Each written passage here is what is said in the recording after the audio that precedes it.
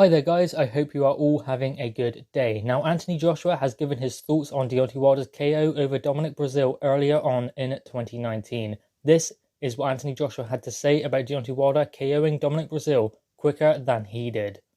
I've had 24 fights. If I'd had 42, I'd knock Breazeale out the same way. It's a good knockout, but for a man that's been pro for 11 years and had 40 fights, he should be knocking a guy like that out.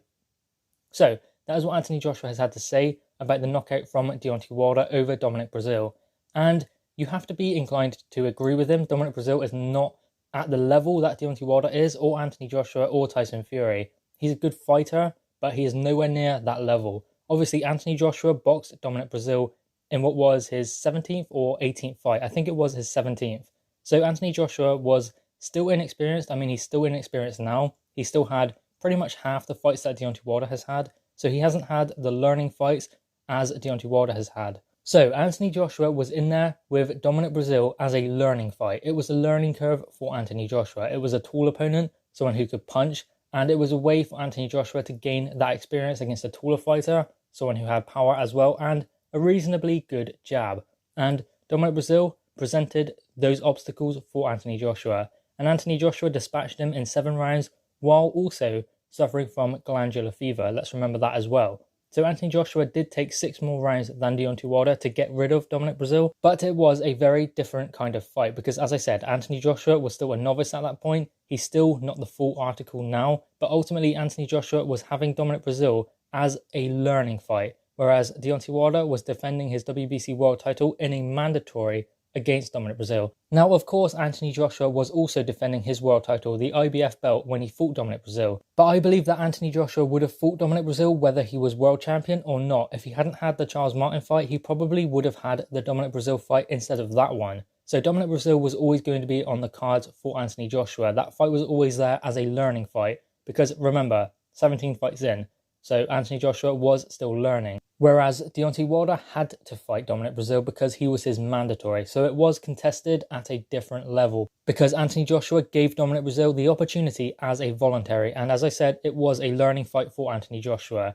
And Anthony Joshua did dispatch him in great fashion. Anthony Joshua won every minute of the rounds as well. Dominic Breazeale had a jab here and there, a punch here and there, but nothing that could back Anthony Joshua up. It was just a beatdown, really. So while the knockouts were in different fashion, it was still a knockout victory for Anthony Joshua. Plus, you could say the Eric Molina fight, Anthony Joshua has fought him and Deontay Wilder has fought him. Deontay Wilder really laboured against Eric Molina. But Anthony Joshua dispatched him easily within 3 rounds. So if you're going to argue about who had the better victory and things like that, I mean, it's 6 of one and half a dozen of the other. Obviously, Deontay Wilder beat Eric Molina over 9 rounds. He knocked him out in the 9th round and got hurt and laboured on the way to doing so. Whereas Anthony Joshua didn't lose a second of the fight, knocked him out in 3 rounds. Then you have the Dominic Breazeale one, where Wilder knocked him out in 1 round, and Anthony Joshua knocked him out in 7. So you cannot say that Deontay Wilder is more explosive, more devastating, and better than Anthony Joshua because he dispatched Dominic Breazeale faster than Anthony Joshua, because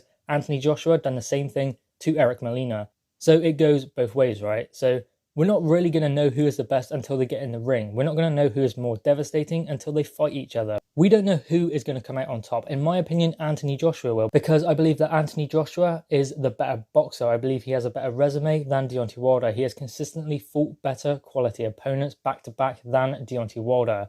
And obviously Deontay Wilder is devastating with that right hand. Anyone who gets caught with that, it's going to be good night. But it's about taking that right hand away and not allowing that to come into the fight. And I think Anthony Joshua will have enough about him to be able to take that right hand away, because Anthony Joshua is very good with his positioning. He explained when Luis Ortiz fought Deontay Wilder that the worst thing Luis Ortiz could do was get on the ropes.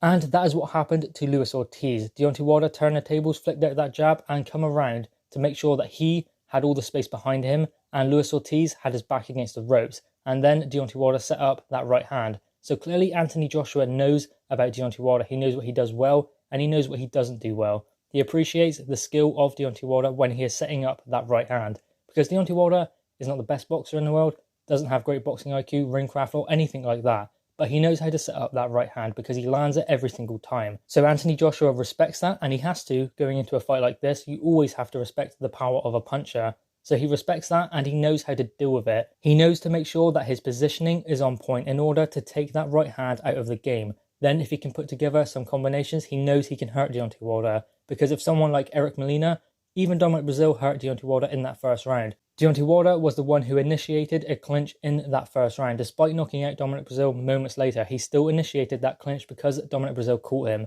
So Deontay Wilder can be hurt.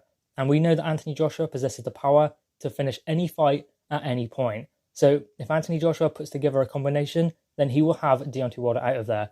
But still, he's going to have to be careful because let's remember, Deontay Wilder has that devastating right hand. But Anthony Joshua, I believe, will be too consistent, and I think he can put his punches together a lot better than Deontay Wilder.